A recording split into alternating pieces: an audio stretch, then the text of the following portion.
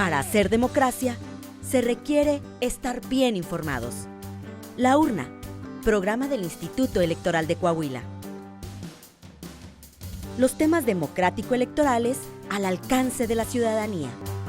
Hola, ¿qué tal? Les saludamos con gran gusto en su programa La Urna, una producción del Instituto Electoral de Coahuila. Le queremos invitar también a que se comunique con nosotros a través de nuestras redes sociales. Cualquier duda, comentario o bien una sugerencia lo puede hacer a través de Twitter, en donde nos va a encontrar como @laurna_yec. Mientras que en Facebook nos va a encontrar como laurna.programa radiofónico del IEC. En esta ocasión, la consejera presidenta del Instituto Electoral de Coahuila, la maestra Gabriela María de León Farías, nos presenta una interesante entrevista. Vamos con usted, presidenta. Protagonistas de la vida democrática de Coahuila y de México en comunicación directa con usted. La entrevista. Hola, ¿qué tal? Mi nombre es Gaby de León, soy consejera presidenta del Instituto Electoral de Coahuila. Les damos de nueva cuenta la bienvenida a su programa La Urna, un programa de radio en donde discutimos y dialogamos temas relacionados con la democracia en nuestra entidad y en nuestro país. El día de hoy les propongo que dialoguemos sobre el voto femenino en México. Y es que el 17 de octubre se conmemora un aniversario más de la promulgación en 1953 por el entonces presidente de México, Adolfo Ruiz Cortines, del decreto constitucional que reconoce los derechos político-electorales de las mujeres en el país. Con ello, no solo se les permitió a las mujeres votar, sino que también podían postularse como candidatas y participar en la vida política de la nación. Pero lo más importante es que este decreto constitucional reconoció la calidad de ciudadanas a las mujeres en México. Y aunque el 17 de octubre de 1953 fue el día en que las reglas cambiaron, la lucha por el reconocimiento de los derechos político-electorales de las mujeres en México comenzó mucho tiempo antes y ha continuado a lo largo de muchas décadas. Y para hablar de este tema, quiero darle la más cordial de las bienvenidas a la doctora María del Rosario Varela Zúñiga. Ella es socióloga con maestría en Administración Pública y especialidad en Desarrollo Regional por la Universidad Autónoma de Coahuila. También es doctora en Ciencias Sociales por el Colegio Mexiquense y es profesora investigadora, maestra investigadora de tiempo completo desde hace 27 años de la Facultad de Ciencias Políticas y Sociales de la Universidad Autónoma de Coahuila. Es autora de muchos artículos y de algunos libros, en especial Mujeres en Campaña en el Estado de Guanajuato, y coordinadora del libro Sentencia de Amor, en la que se recogen diversos ensayos y artículos de investigación sobre la participación de las mujeres en procesos electorales en el Congreso y el municipio. Bienvenida, doctora, muchísimas gracias por acompañarnos a La Urna. No, al contrario, muchas gracias por la invitación y muchas felicidades por el programa. Yo creo que contribuye mucho a la educación cívica tan necesaria ahora.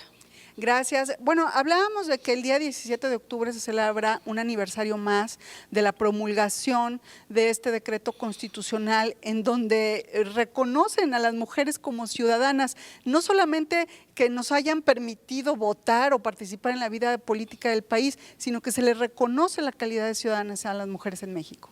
Sí, efectivamente, esta digamos que fue la culminación de una larga lucha que no solamente se dio en México, cada democracia digamos tuvo su propia lucha, porque curiosamente la posición de las mujeres digamos la limitó mucho en el ejercicio de su ciudadanía y prácticamente pues ni siquiera en la Francia esta que sale del sistema monárquico, ni siquiera ahí se les reconoce, ¿no?, a las mujeres su ciudadanía.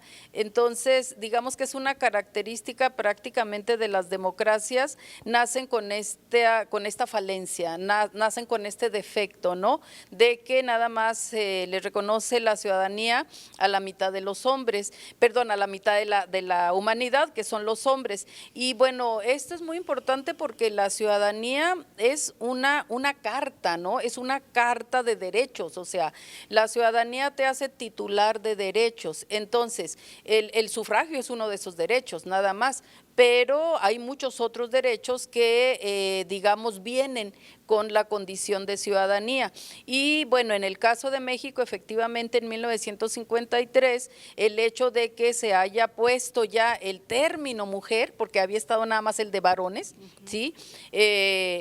Son ciudadanos de la República los varones o los hombres que, y luego ya venía la serie de condiciones, ¿no? O sea, no se mencionaba a las mujeres. Entonces, entre paréntesis, vemos ahí la importancia ya del lenguaje incluyente, claro, ¿sí? supuesto. Porque era el pretexto, ¿no? Decían, era el bueno, pretexto. pues es que aquí en la Constitución no viene la palabra mujer. Sí, imagínate tú la frustración de las mujeres que, bueno, tampoco lo prohibía la Constitución, no prohibía, no decía las mujeres no podrán o no son ciudadanas, pero imagínate la frustración de las mujeres que queriendo ellas ejercer su vocación de mujeres políticas, pues cuando llegaban ahí al colegio electoral que les dijeran, no, es que la Constitución no dice que las mujeres, ¿no? Entonces, el hecho de que se hubiera puesto esta palabrita, fíjate nada más, todas las posibilidades que abrió a las mujeres, porque hablamos mucho del derecho a votar, pero muchas veces se nos olvida que también es el derecho a ser votada,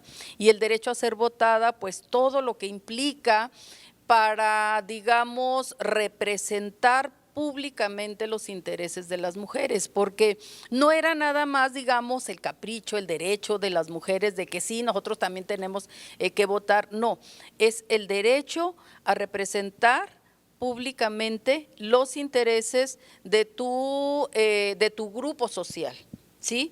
Que no tiene que ser una facultad exclusiva de las mujeres, pero como dice una teórica inglesa, Anne Phillips, las mujeres ejercen una política de la presencia, es decir, las mujeres llegan con una experiencia de ser mujeres y en ese sentido colocan en la agenda pública, colocan en la mesa de discusiones las necesidades de las mujeres. No es casual que hasta que llegan las mujeres se empiezan a hacer leyes que tienen que ver, por ejemplo, con problemáticas que afectan fuertemente a la vida de las mujeres, como es la violencia familiar, por ejemplo, ¿verdad?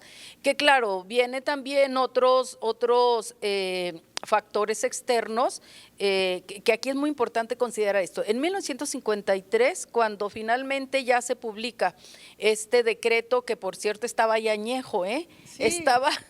estaba durmiendo el sueño de los justos, Claro, ¿no? porque Lázaro Cárdenas en su periodo, bueno, también hizo un decreto similar, sin embargo no lo publicó en el periódico oficial y hay algunas versiones históricas que mencionan que era más por temor a que las mujeres acudieran en masas a votar por el partido contrario y afectar a su movimiento progresista que por no quererle reconocer el voto. Sí, le hicieron un informe y lo mal aconsejaron, ¿no? Entonces, le hicieron un informe donde le hicieron saber, pues, que la mayoría de las mujeres eran muy conservadoras, que la mayoría de las mujeres estaban, digamos, muy cercanas al clero y que en este sentido, si se les daba el voto a las mujeres, podían como que descarrilar el proyecto de la revolución mexicana, ¿no? Fíjate nada más la ceguera institucional, ¿no? O sea, sin ver que precisamente una democracia se legitima cuando incluye a la mayoría de su población, ¿no? Claro, hay algunos periódicos de la época que publican en sus portadas que voten las viejas. Sí. Eso nos da un reflejo de la violencia social y de la violencia también política a la que estaban sometidas las mujeres en aquella época y que bueno, más adelante lo vamos a comentar, no ha cambiado mucho, pero ¿cuál era la situación de las mujeres antes de que se reconociera su ciudadanía? Bueno, pues era una situación básicamente de privacidad, las mujeres estaban recluidas en el ámbito de lo público, no es casual, antes de abundar en esto, no es casual que cuando en 1947 se les reconoce su derecho a votar en los municipios, el discurso haya sido de que, bueno, los municipios eran casi como un espacio doméstico, familiar, en el que las mujeres no tendrían como que ningún problema para gobernar, ¿no? Entonces, o sea, ¿por qué? Porque las mujeres se identifican con la casa, las mujeres se identifican con la familia, y en este sentido, pues, cualquier mujer que quisiera estar en la palestra pública, pues era objeto de violencia, lo que ahora le llamamos violencia política, pero que anteriormente pues ni siquiera existía el concepto. Y yo creo que esto hace que todavía más estas generaciones, nosotras y las que vengan, admiremos a esas grandes mujeres porque pues no se arredraron, ¿no? Con todos los obstáculos que tenían, ¿sí? Efectivamente salían estos comunicados en la prensa, pero fíjate que por otro lado, los periodistas, siempre las mujeres han tenido aliados en periodistas conscientes, ¿no? Entonces, así como salían, digamos, estos títulos amarillistas, también salían editoriales en los que periodistas pues cuestionaban el hecho de que las mujeres todavía no tuvieran derecho al voto. Entonces, igual que ahora, ¿no? O sea, todavía yo creo que puedes ver esta ambivalencia en los medios, y en este sentido, pues, las mujeres yo creo que tuvieron mucha sagacidad, mucha astucia, mucha sensibilidad para moverse en este ambiente adverso, porque era un ambiente bastante adverso, y en donde, por ejemplo, las mujeres, fíjate, es curioso porque por un lado se les negaba su derecho a votar, pero por otro lado se les utilizaba como instrumento para incidir en el voto de los hombres y de los hijos, de los hermanos, y hay proclamas, o sea, hay proclamas que salían 2-3 días antes de la votación, ¿no? Mujer, participa, convence a tus hijos, a tu marido, etcétera, ¿no? O la otra que es todavía así como que tú dices, ¿de qué se trataba, no? O sea, tú también puedes contribuir, lleva de comer a tu esposo, ¿sí? A la casilla, porque no va a poder ir a comer. O servir de vallas, porque bueno, eran momentos álgidos, como ahora también, siempre hay momentos en las elecciones que se desbocan, ¿no? Y bueno, las mujeres eran llamadas a formar vallas para que las casillas pudieran funcionar pacíficamente, ¿no? Entonces, si bien no se les reconocía su derecho institucional de votar, digamos, sí se les tomaba como instrumentos para que hubiera condiciones políticas para que se llevaran a cabo las elecciones. Perfecto. Bueno, vamos a una pequeña pausa y al regresar vamos a platicar acerca de qué pasó después, porque en el 1953, bueno, las reglas cambiaron, las mujeres se les reconoció su ciudadanía, pero bueno, ¿cómo se comportaron el ambiente político después de que se reconociera esta ciudadanía a las mujeres? No se vaya, estamos en La Urna, el programa de radio del Instituto Electoral de Coahuila. ¿Sabías que en las elecciones de 2014 en Coahuila solo fue electa una mujer como presidenta municipal para el municipio de Nava, Coahuila? Y gracias a las acciones emprendidas por el Instituto Electoral de Coahuila en temas de paridad, en la jornada electoral de junio de 2017 crecimos un 34.21% al ser 14 las mujeres electas como presidentas municipales. Este mismo crecimiento se repitió en la elección de 2018.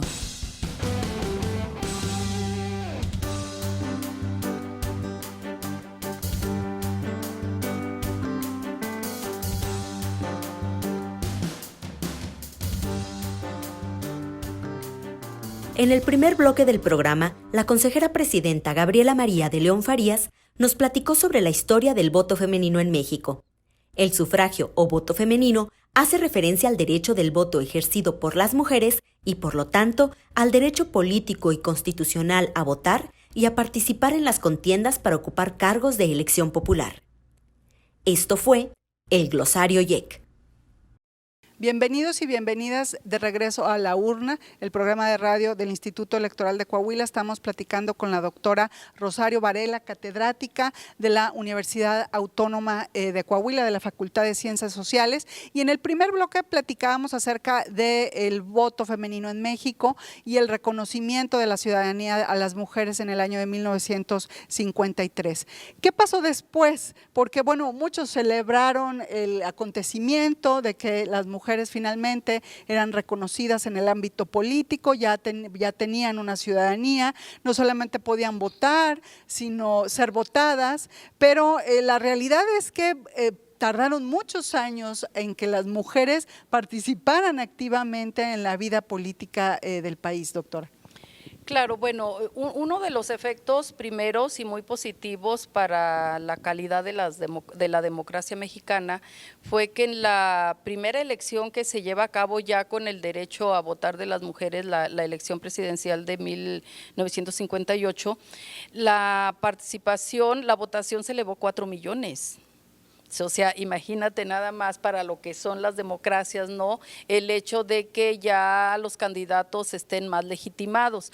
O sea, aquí se ejerce el derecho a votar y bueno, digamos que la calidad de la democracia eleva sus estándares, porque era una de las críticas que se hacían desde el ámbito internacional, que no podía haber democracia si no votaban las mujeres, porque recordemos que para los 50 todavía había bastantes países y muchos de ellos latinoamericanos que todavía no habían reconocido el derecho de votar de las mujeres.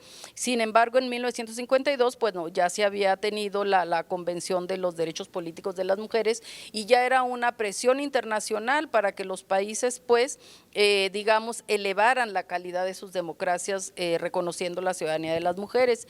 Sin embargo, bueno, efectivamente recordemos que el derecho del voto es el derecho del voto activo y del voto pasivo, ¿no? Y si bien las mujeres ejercieron su derecho al voto activo, el voto pasivo pues fue retardado. Claro, ¿no? Fue retrasado. Fue una decepción porque realmente ningún partido político las postulaba precisamente por el hecho de ser mujeres, aun y cuando tenían la calidad de ciudadanas y podían participar en las elecciones, pues no eran consideradas para participar como candidatas. Claro, y yo creo que aquí pues sí cabe una crítica en el sentido de que a lo mejor se pensó que haciendo esta reforma constitucional ya de por sí se iba a dar esta igualdad política y las mujeres iban a poder participar.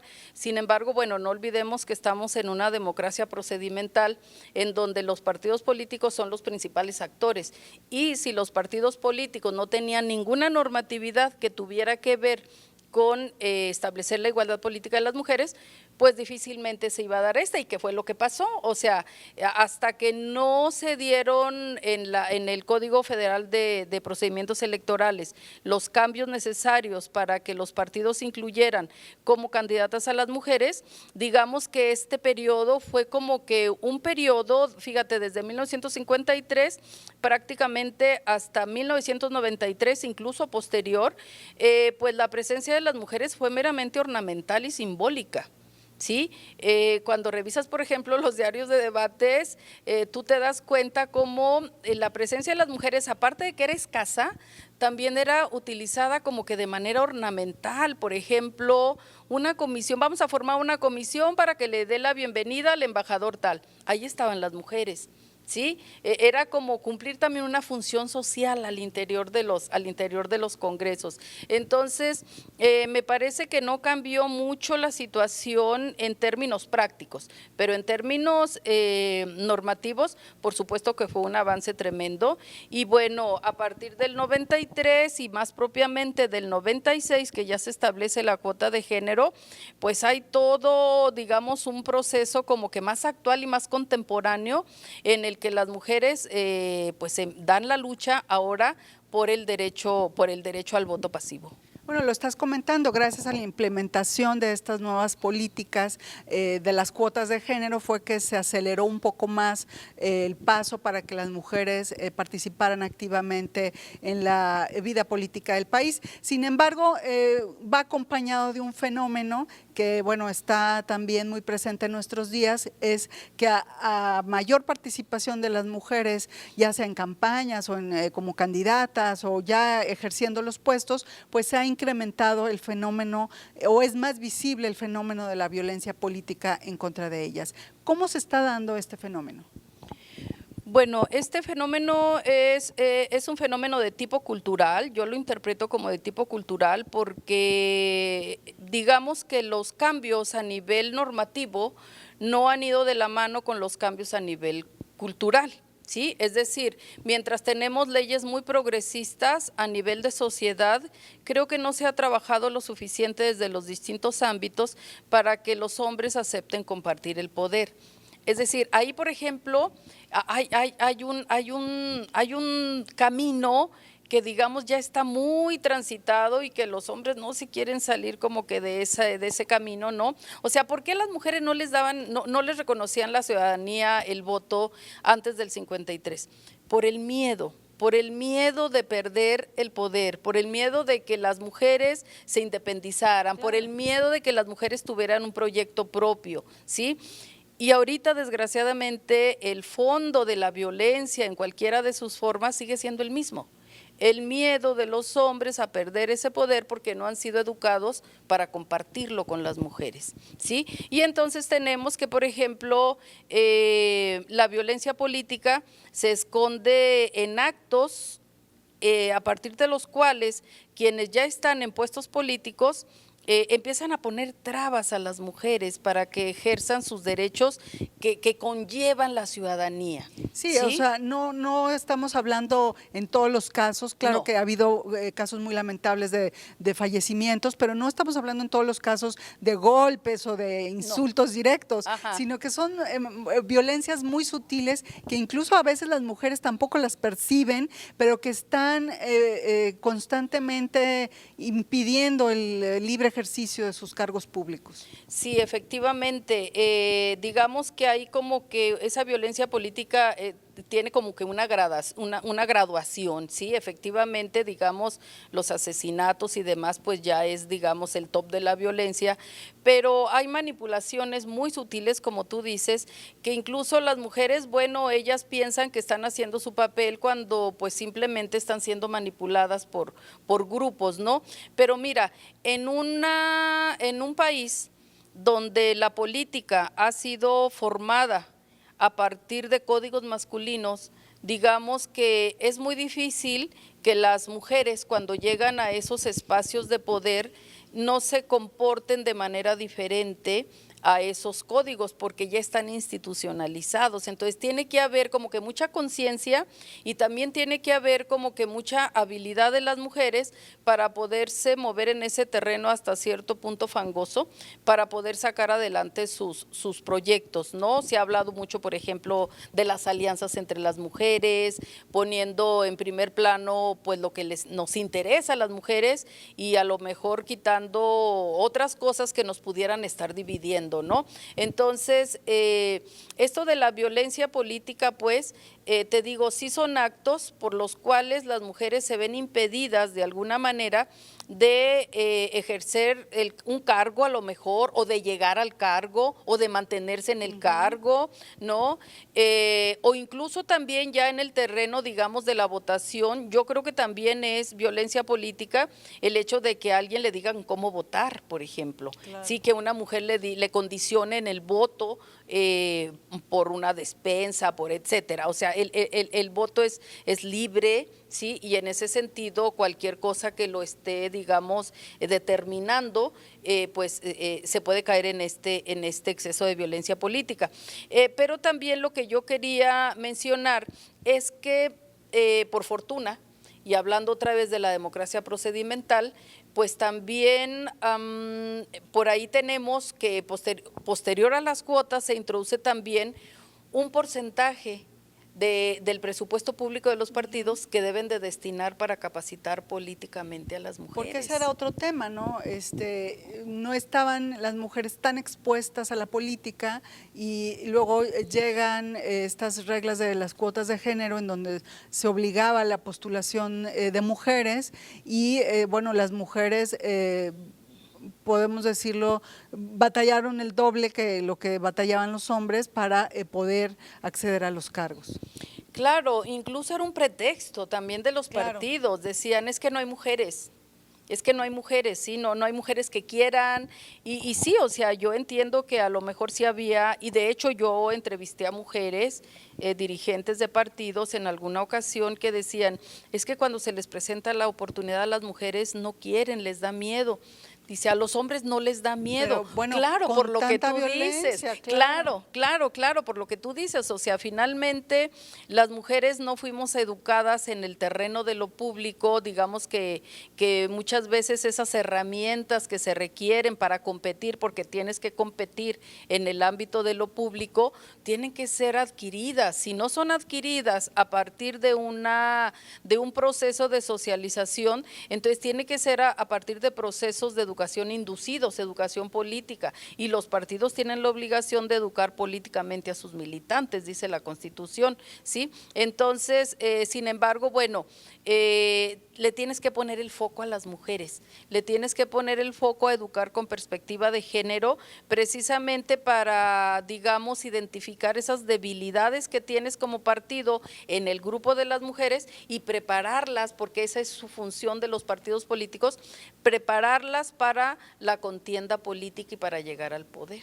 ¿Sí? Entonces, pues está el 2% que luego se elevó al 3%, ¿sí? Y que, bueno, algunas mujeres refieren que han tenido buenas experiencias en todos esos talleres de formación, ¿no? Porque, pues fíjate, les enseñan a cabildear, simplemente expresarse en público, llamar al voto, todo eso. O simplemente, o sea, que conozcan la historia de las mujeres, claro. O sea, esto que tú y yo estamos hablando, o sea, mucha gente lo ignora. Sí, por supuesto. Y conocer tu historia como grupo social te da fortaleza. Sí, te da fortaleza y aquilatas lo que tienes ahorita, sí, porque bueno, pues tú, yo podemos votar, no todas las personas pueden votar ahorita, pero todo lo que costó. Sí, todo lo que costó, porque esta lucha, digamos, fue de muchos años y además fue como que a cuentagotas, ¿no? Entonces, yo creo que es muy importante que en estos talleres pues se retome toda esta historia de las mujeres, porque es una manera de identificarte con tu historia como grupo social discriminado. ¿Sí? Y también todas estas formas de educar también para construir la agenda política, porque mira, si bien las mujeres no son las únicas obligadas a representar los intereses del grupo de mujeres, porque finalmente los hombres, desde el momento en que son elegidos para el cargo, también tienen esa facultad, que a veces no tengan la sensibilidad no quiere decir que no la puedan adquirir o que no puedan adquirir esta formación. Entonces, sin embargo, como que cuando llega una mujer, la sociedad espera que lleve a la agenda pública los asuntos que le interesan a las mujeres. Y entonces, cuando esto no sucede, digamos que es un costo político que las mujeres diputadas tienen que pagar o pagan de alguna manera. Entonces, yo he conocido, en mis entrevistas he conocido diputadas que, por ejemplo, dicen, no, es que a mí eso de la discriminación de género a mí no me tocó, en mi familia, mi mamá, mi papá nos educó igual, etcétera, pero a medida que van desempeñando el cargo, claro, se van dando cuenta primero de la importancia, claro, porque oye, tienen que hablar con su gente, con sus grupos, ¿no? Y llegan las mujeres con 1000 historias de violencia, tanto de pareja como de otro tipo, ¿no? Y ellas empiezan a caer en la cuenta. Recuerdo de una diputada que dice, no, yo no quise estar al principio en la comisión de género, pero después solicité mi ingreso. ¿Sí? O sea, por un lado, porque tienes que satisfacer las necesidades de tu electorado, pero por otro lado también hay un costo político. Claro, por supuesto. ¿Sí? Entonces, yo creo que aun cuando, te digo, las mujeres no son las únicas obligadas a representar los intereses de las mujeres, sí están como que la sociedad espera que lo hagan, y entonces como que es casi una obligación política, a menos que quieras correr el riesgo, ¿verdad?, de que te digan, bueno, pues es que ella no nos representa. claro. ¿Verdad? Uh-huh. Pues muchísimas gracias a la doctora Rosario Varela, ella es profesora investigadora de la Universidad Autónoma de Coahuila. Y bueno, una última reflexión, en 1953 se emitió el decreto constitucional mediante el cual se reconoció a la ciudadanía, a las mujeres en México, y no fue sino hasta 2018 que se logró la paridad en los congresos, tanto en la Cámara de Diputados como en la Cámara de Senadores. Fue una larga lucha que por supuesto todavía continúa, y bueno, pues muchísimas gracias de nueva cuenta, y a todos quienes nos escucharon el día de hoy les agradecemos el favor de su atención y nos escuchamos la semana que entra en una emisión más de La Urna, el programa de radio del Instituto Electoral de Coahuila. Le queremos agradecer su atención, además de invitarle a que se comunique con nosotros. Ponemos varias vías de contacto, lo puede hacer a través de las redes sociales, nos va a encontrar en Facebook, Twitter e Instagram. Además, desde luego, también agradecemos a Coahuila Radio y Televisión, quien nos brinde este espacio para poder tener contacto con ustedes. Muy buenas tardes, hasta el próximo lunes. Gracias por acompañarnos en una emisión más de La Urna, llevado hasta ustedes por el Instituto Electoral de Coahuila. Nos escuchamos en nuestra próxima emisión.